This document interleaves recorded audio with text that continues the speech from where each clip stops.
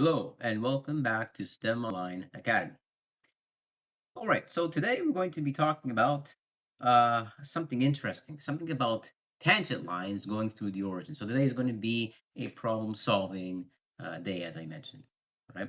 We're mainly going to be doing problem-solving questions from now on. I think we're going to focus in on that. So most students can compute a tangent line, but this problem is very different, the one that I have here. Okay. There's exactly one point where the tangent actually passes through the origin, okay? And we're going to prove not only where it happens, but also why the tangent meets the curve at exactly one point. That is the kind of calculus question that will show up on a midterm or an exam. And also, obviously wants to separate, where the testing is, they want to separate memorization from actual real problem solving, okay? So let's get directly to it. Okay. So we want to look at this problem here, right? So let f of x equal to x plus 1 all over x, where x is strictly greater than 0. And we want to find the unique point, right? The unique point x equals a. So we're looking for some number, which is equal to x, such that the tangent line 2y equals f of x at x equals a passes through the point 0, 0. That's part one. And part two is then prove that this tangent line intersects the curve at exactly one point. Okay. So if you were to look at this for the first time, you'd probably be thinking, how would I solve this? This is not your standard tangent line question. And that's the point, right? If you did standard tangent line question, it's just very algorithmic. This requires much more thinking involved, but it's still very easy though. All right, let's go through it. So let's go through how we should analyze this, okay? So because we have the function f of x is equal to x plus 1 over x, okay, where x has to be strictly greater than 0. The first thing is you want to evaluate at the point x equals a, okay? X equals a is this, right? This point here I'm talking about. Substitute x equals a into the function. So for every x, we have an a. So f of a should be equal to a plus 1 over a, right? Then from there, you want to clean it up, right? What I mean by that is you want to get a common denominator of a everywhere. So therefore, you can say f of a is now equal to a squared plus 1 over a. Okay? Now, what does that represent? That represents the y coordinate. So now we have the x coordinate and the y coordinate. Okay, so the x coordinate is at a, and the y coordinate is at a squared plus 1 all over a. It's good to put them together to say that we have a set of coordinates now. Okay, so these are our set of coordinates, right? Now, what we want to do is, the next thing we want to do is to find the slope slash derivative, okay? In order to find the slope, what do? We take the first derivative of the function, okay? So just like if you were solving a regular tangent line question, use your intuition and and what you know already to say, okay, I need to find my f prime, my coordinates and my f prime, okay? Even though this is a different problem, that's much harder, but it's still straightforward. So f of x is equal to x plus 1 over x, okay? Now, we know that if we take the derivative, the first derivative of this function, that means that we're taking f prime, okay? So f prime of x is equal to 1 minus 1 over x squared, all right? Because obviously we're taking the derivative. Derivative of x is 1, derivative of 1 over x is minus 1 over x squared, okay? Now we have our first derivative, but that's not the slope. Okay, that's not the slope. The slope is evaluated when we take, right, when we take our first derivative and we input our x coordinate, the value of our x coordinate in the first derivative. That will be our slope, okay? So if you look at my f prime of a expression, right? So we're going to put it for every x, right? If you put an a in for x, that means that for every x that equals a, then I should get an output in terms of a's, right, for my f prime. So f prime of a is equal to 1 minus 1 all over a squared. Okay, right? So this would be pretty straightforward, not doing anything complicated here. Okay. From there, you can see that we get an f prime of a, which is equal to a squared all over a squared minus 1 over a squared. I'm just taking common denominators right now, right? Common denominators, nothing fancy, okay? From this point on, I'm evaluating f prime of a now, which is equal to a squared minus 1 over a squared. It's all over a common denominator. I think that makes things much easier to understand, okay? So we now know, right? Well, we already knew, right? I'm just listing everything that's important. We know our slope, okay? Our slope here, I'm highlighting in blue asterisk. And we know our x, y, x0, y0 coordinates, the initial coordinates. So we have our initial coordinates and the slope. Automatically, even if you've never seen a problem like this before, but you're used to your standard tangent line questions, as I said before, you should automatically retrieve uh, what you know that is important about tangent lines. You need a slope and you need your x naught and y naught coordinates, right? In order to solve any tangent line question, right? Regardless of how easy or how hard they are. So that's the first thing that already makes your life easier if you already know that, right? Regardless of how hard the problem is. Okay. Now our curve, right? F of x, okay, which is equal to x plus 1 over x, goes through the origin with the coordinates 0, 0. Okay, because that's what the question stated, right? Right? Our function f of x, right, equals x plus 1 over x. It goes through, right? It goes through the coordinates 0, 0. So it goes through those coordinates there. Okay, so we know that we need to be looking, doing something with this information. Okay, right. Another thing too I want to show you very quickly, if I can, okay, is how this graph looks like on Desmos. Okay, so there's a simulation here. Okay, so Desmos simulation. So you'll notice that f of x is equal to x plus 1 over x. Okay, now what do you notice about the function? What do you notice about the function? So the curve behaves asymptotically, right? You'll notice that it behaves asymptotically to the y-axis. Okay, and that's the reason why the question, if those of you are wondering why it says x is greater than 0, well, because that means that x cannot equal to 0, right? X cannot equal to 0, not only because if x equals 0 in the denominator, the whole equation wouldn't make sense, but graphically slash geometrically, you'll notice that the curves are approaching the y-axis but never touch. And that means that uh, that x is equal to 0 there, right? Because there's an asymptote here, right? So I hope that it gives you sort of a geometric understanding of why there's a certain constraint on the problem. Okay, it's not there for no reason. Okay, so we have that information. Okay, so we know f of x is x plus 1 over x, and it goes to the origin 0, 0. So as I said, we have our function, right? We found the derivative. So right now, the important information that we have that I highlighted is the derivative, or the slope, the f prime of a here. F prime of a is to the slope, to be precise. And we have the coordinates a comma a squared plus 1 over a.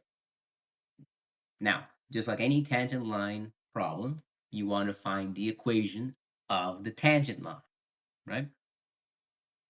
So looking at the equation of tangent line, we know that it is this guy over here. Slope, it's the slope point form I'm using for the tangent line. So y minus y0 equals the slope m times x minus x0 in parentheses. Okay, well, let that sink in, right? Okay, so we have this equation right here. Now, the next thing is to substitute your x0, y0 coordinates, right? What are our x0, y0 coordinates? They're not the origin. If you use the origin, That's where you're going wrong. And I think I want to point something out here. That's where a lot of students have trouble with this type of question if it were to come up. Um, they look for, they get confused if there's two or more coordinates. They don't know which coordinates belong to what quantity, what variable is what. So a lot of times it helps to make sure you understand the question, like you're reading the question correctly, right? Because if not, you're going to mix up what you have to do, and then you're just going in circles. So be careful, right? X0 is what is the coordinate that we found, right? Actually, the coordinate they gave us was x equals a, okay? And y0 was the a squared plus 1 all over a. That's what we found, okay?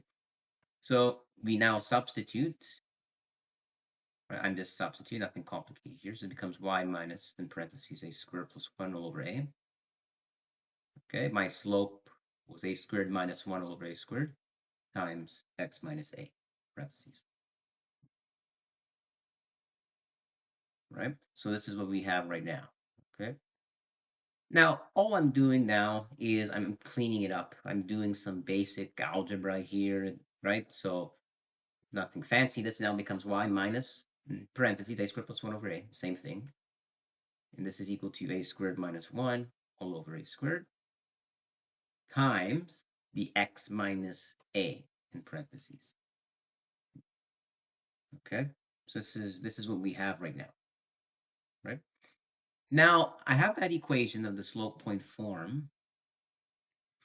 I want to be able to use the x comma y coordinates. We have two coordinates, x0, y0, which I just talked about, and then x comma y. X comma y is the origin where the curve goes through, right? Okay, our curve goes through 0 is 0. Be very careful with that. Right? A lot of people make mistakes with this type of problem because either they can't seem to distinguish what coordinates are what. And to be honest, I'd say the best way to do this is as I did earlier, as I said earlier, make a graph. If you can't make the graph of the function, use Desmos or a mathematical simulation, create a mathematical simulation with programming, whatever. So that's why you can see the function, right? Because if you see how the function looks like, the curve, you'll know what makes sense and doesn't make sense and what coordinates to use, right? If the graph is intersecting at 0, 0, if they're not intersecting, if there's an asymptote, you can make certain deductions based off of that information. It's not always straightforward, but it helps you, right? That's why my model is I always tell people, right? My technique is make sure you model the problem, especially problems like this, okay? You need to model the problem. Otherwise, it's all guesswork. Okay, so we're going to use the coordinates 0, 0 for x comma y. Okay, so y is 0, right? So y was 0. Now, you may be asking, how did I do this fast? I rearranged this guy here, right? I solved for y, I moved over everything, isolated for y, and then I substituted x 0, y 0.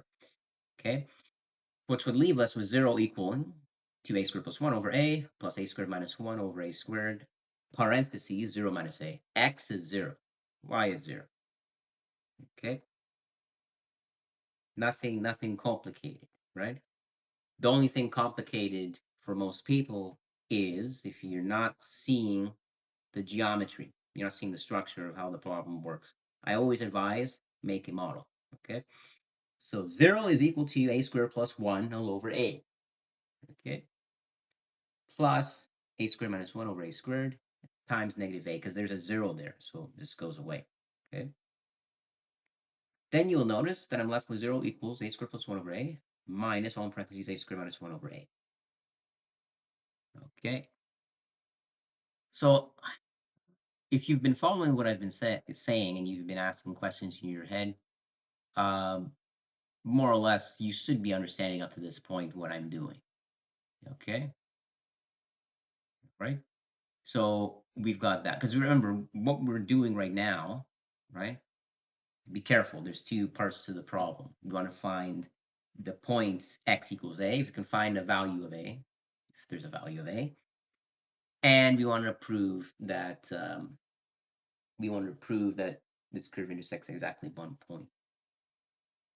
Okay, so let's continue. Right, the next page.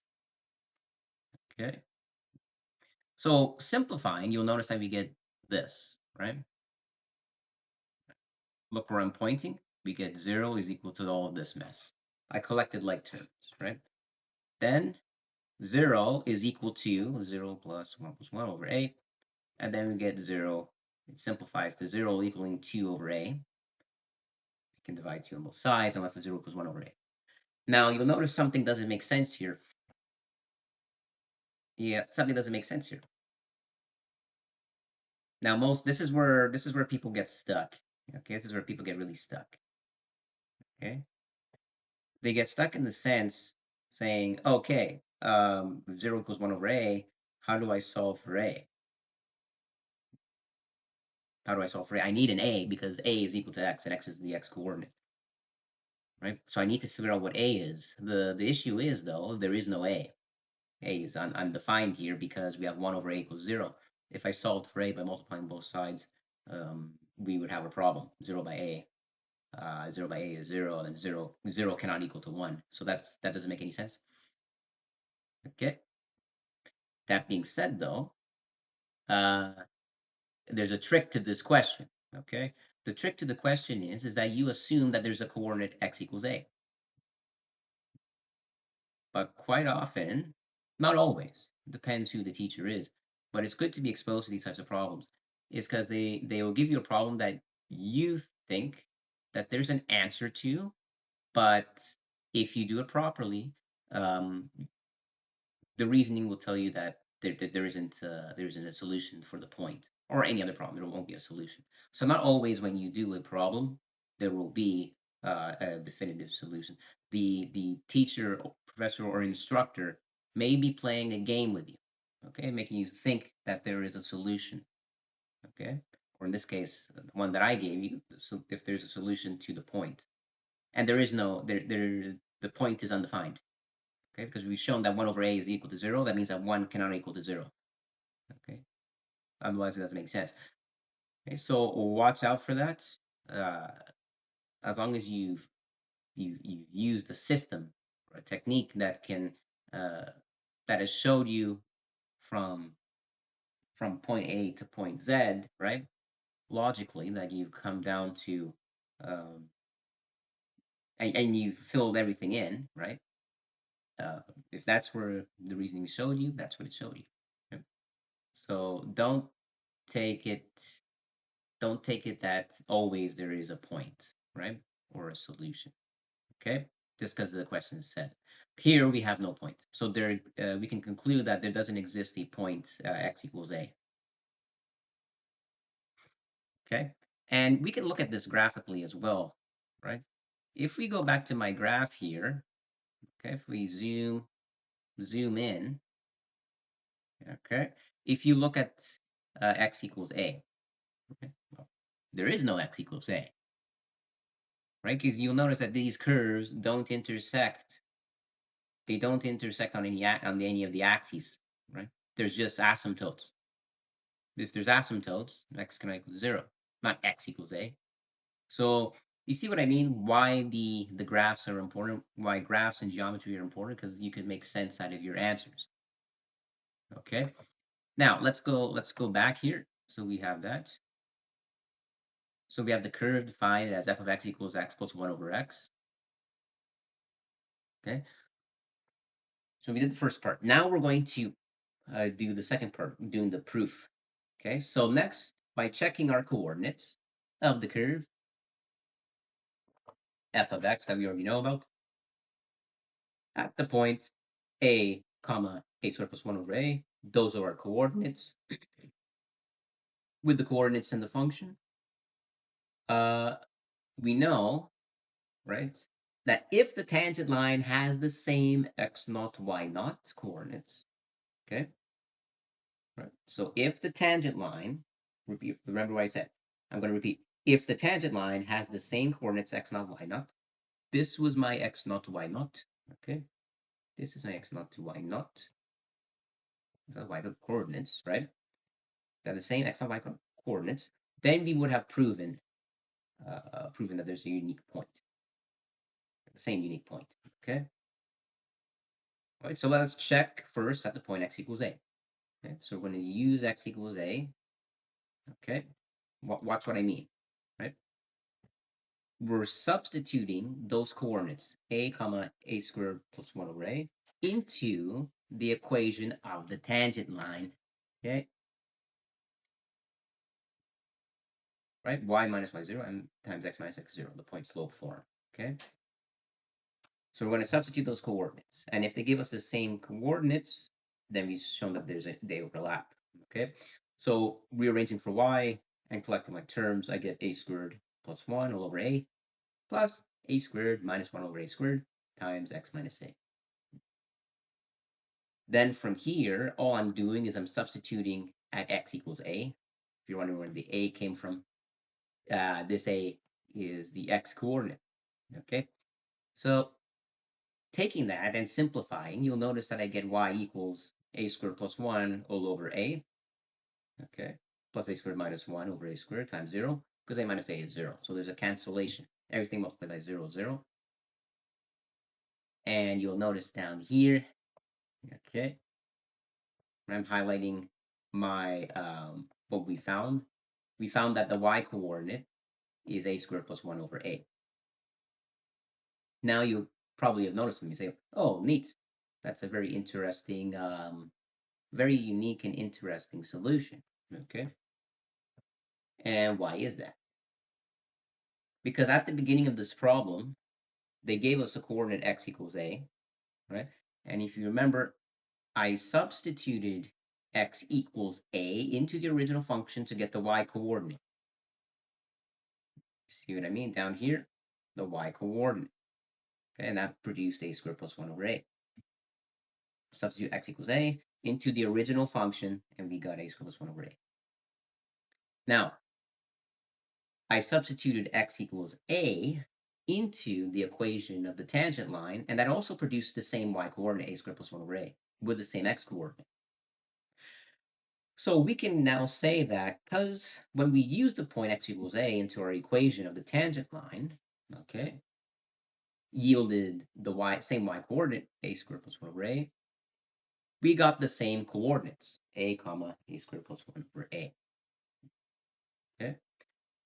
Thus, we can conclude that the tangent line intersects the curve exactly at this point, right? So the tangent line is going to intersect the curve, right? Exactly at the point above, a comma a squared plus 1 over a, where a is undefined, wherever that a is to be arbitrary. And as long as we've shown that tangent line intersects the curve at exactly the same point, that's what we want to show, exactly the same unique point, then everything is done. It's been verified. Okay. All right. So let's see. I think that is it. Okay. So I think I solved a very important issue here for you guys when it comes to um, tangent line, questions, hard tangent line questions. Okay, even though this is not hard, but harder than the algorithmic way when you see those simple problems, right? And this problem is right. The whole point of it is to make sure that you model correctly what you need to model, right? You want to first see what is happening geometrically with the lines, with the curves and everything. Okay. So that's one of the most important pain points, right? Is to make sure you make some sort of model or simulation of the function. Another important thing is distinguishing what coordinate is what. If you don't know what coordinate is what, you're going to substitute the wrong coordinates into the question, and then you go around in circles, right? That's why I keep coming back to the point. Always either draw the curves if you know how to draw them, or create a simulation of the model. So that's where you know what is happening with the behavior of the function. Okay. That's my takeaway from this video. If you enjoyed this video, please like and subscribe. If you're looking for if you still haven't understand this concept or these concepts and you need help with calculus or anything else, you can reach me. There will be a link in the description below at the end of this video, okay? Because I am a, a problem solving coach. Um, and yes, that will be it. There'll be plenty more videos coming up. Tomorrow I'm gonna go and do. I might think about. I might do another video of a systems my systems technique when it comes to things like calculus and its applications. Okay, so I will see you guys tomorrow. Have a great day, guys. Bye bye.